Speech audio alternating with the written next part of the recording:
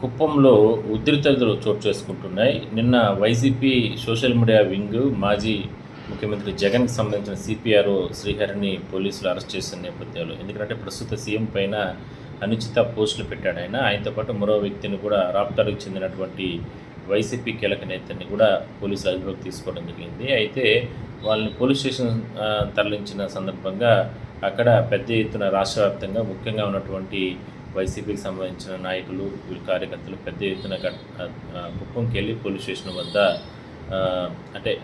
ఆయన వాళ్ళ అరెస్టును అక్రమ అరెస్ట్ అంటూ కూడా ఆందోళన చేయడం జరిగింది. కుప్పం సీఎం గారి కంచుకోట. సో అక్కడ ఎటువంటి అవాంఛనీయ ఘటనలు లేకుండా పోలీసులు కట్టుదిట్టమైన చర్యలు తీసుకోవడం జరిగింది. సో ఇంకా కూడా